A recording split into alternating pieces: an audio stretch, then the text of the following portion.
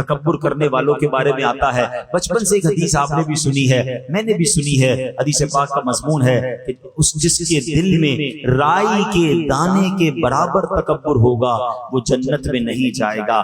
رائی کا دانہ کتنا ہوتا ہے؟ اتنا سا دانہ ہوتا ہے, جیسے سونف نہیں ہوتی, اتنا. مجھے بتاؤ اتنے دانے کے مطابق تکبر ہوگا وہ جنت میں نہیں جائے گا. جس کا پورا دل ہی تکبر سے بھرا ہوگا اس کا کیا حال ہوگا؟ شیطان نے ایک ہی بار تکبر کیا نا, کہا میں اس سے بہتر ہوں, انا خیر من. اور جو روز تکبر کرتا ہے اس نے ایک بار تکبر کیا وہ برباد ہو گیا, اور جو روز تکبر کر رہا ہے اس کا کیا حال ہوگا؟ تو پلیز اپنے آپ کو اس سے دور رکھیے. اور تکبر کیا ہے؟ کسی کو اپنے سے کمتر سمجھنا. اچھا بعض اوقات جب بھی تکبر کی بات ہوتی ہے نا تو ذہن میں بات یہ آتی ہے تکبر تو پیسے والے کرتے ہیں, ہم تو غریب لوگ ہیں. نہیں, یہ بھی شیطان کا بار ہے, ہمیں علم نہیں سیکھنے دیتا. تکبر یقیناً مالدار لوگ بھی کرتے ہیں, مگر علماء نے تکبر کے 8 اسباب لکھے ہیں. ہاں, اس میں سب سے پہلا سبب پتہ ہے کیا ہے؟ وہ ہے علم. ہاں, علم بھی تکبر لاتا ہے. کیوں؟ جب بندہ عالم بن جائے یا بہت ساری نالج آ جائے وہ دوسروں کو حقیر سمجھنے لگتا ہے. میرے پاس تو اتنا کچھ ہے, اس کو تو آتا ہی کچھ نہیں ہے. تو یہی تو تکبر ہے نا کہ اس کو کچھ نہیں آتا, مجھے سب آتا ہے. روایتوں میں آتا ہے من قال انا عالم فهو جاہل, جو اپنے آپ کو کہے کہ میں عالم ہوں, فرمایا وہ جاہل ہے. علم سیکھنا ہے مگر تکبر نہیں آنا چاہیے. دوسرا ریزن علماء نے لکھا عبادت.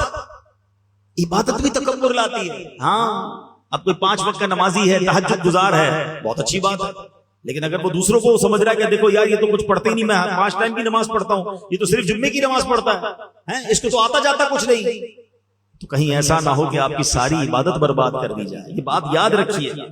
وہ ایک واقعہ ہے نا کہ ایک بزرگ اپنے بیٹے کے ساتھ کہیں سفر پر جا رہے تھے, رات ہوئی, تہجد کا وقت ہوا, باپ بیٹے نے اٹھ کر تہجد پڑھی.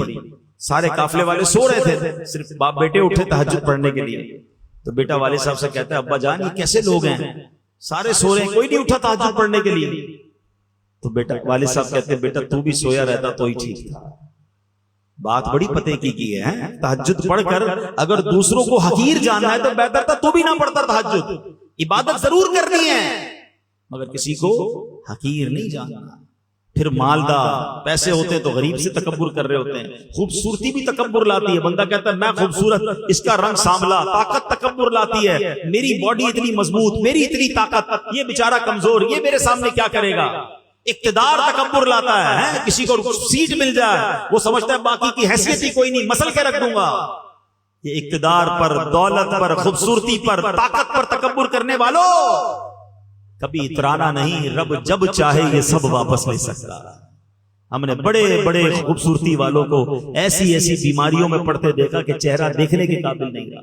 بڑے بڑے طاقتور پہلوانوں کو بستر پر پڑتے دیکھا کہ اپنے پیروں پہ کھڑے نہیں ہو سکتے.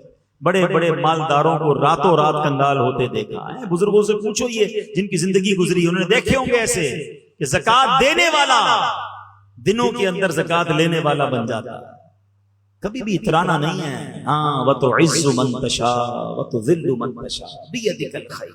جب بھی اللہ نے کوئی نعمت دینا اللہ سر جھکا رہے, عاجزی, کہ اللہ تیری مہربانی, مجھ جیسے گناہگار کو تو نے مال دے دیا, میں مجھ جیسے خطاکار کو اتنی اچھی شکل دی, مجھ جیسے خطاکار کو اتنا بڑا نام شہرت دے دی. تکبر نہیں کہ دانا خاک میں مل کر گلے گلزار ہوتا. اترانے والا, گھمنڈ کرنے والا بربادی ہوتا ہے. اللہ کرے یہ بات سمجھ آ جائے کہ تکبر اس کائنات میں ہونے والے سب سے اولین گناہوں میں سے گناہ ہے, اور اس کا نتیجہ بربادی ہے. روایتوں میں آتا ہے تکبر کرنے والے کو قیامت کی دن چوٹیوں کی شکل میں لایا جائے گا اور لوگ ان کے اوپر سے چلتے ہوئے گزر رہے ہوں گے. یہ جو بڑے بڑے تکبر کرتے ہیں نا, غریب آدمی کو قریب نہیں آنے دیتے, کبھی بھی نہ کیجیے گا ایسے. بلکہ مشورہ دوں گا کہ جس کو کوئی منہ نہ لگائے, جس کو کوئی قریب نہ بٹھائے, آپ اس کو اپنے قریب بٹھایا کریں, پیار دیا کریں. انشاءاللہ اس کی دعا لگ گئی تو تمہارا بیڑا پار ہو جائے. ہاں, بعض اوقات مسجد کے خادم سے کوئی ہاتھ نہیں ملاتا. ہمارے دفتر میں کوئی چوکیدار ہو جو بیچارہ سب کا دروازہ کھول رہا ہے, اس کو کوئی سلام ہی نہیں کرتا. رک جائیں, پہلے اس کو سلام کریں. مسجد کے خادم کو کبھی سینے لگا لیں. سچی بتاؤں کبھی کبھی تو ایسے لوگ رو پڑتے ہیں کیونکہ ان کو کتنا عرصہ ہوا کسی نے طبیعت بھی نہیں پوچھی ہوتی ہے, سینے بھی کوئی نہیں لگاتا ہے انہیں. کبھی کبھی آپ نے دیکھا ہوگا نمازیوں میں کوئی ایسا بندہ ہوتا ہے جس کے بیچارے کے ہاتھ پیر ٹھیک نہیں ہوتے، معذور نہیں ہوتے، جس طرح کبھی کبھی رال بھی ٹپک رہی ہوتی ہے، ہاتھ پیر بھی ٹیڑھے ہوتے ہیں، وہ چل بھی صحیح نہیں پا رہے ہوتے ہیں، مسجد میں ہاتھ بھی کوئی نہیں ملاتا، اگر اس سے ہاتھ ملاؤں گا تو میرا ہاتھ گندا ہو جائے گا۔ نہیں نہیں نہیں، یہ لاٹری ہے بندہ، میں صحیح بتا رہا ہوں، جا کر اس کو سینے لگا لو، اس سے دعائیں لے لو، کیونکہ شاید کئی مہینوں سے کسی نے اس کو سلام نہیں کیا ہوگا، یہ رو پڑے گا تمہارے سامنے، لیکن کیا پتا اس کے دل سے ایسی دعا نکلے گی کہ تمہارے کتنے بگڑے کام سنور جائے۔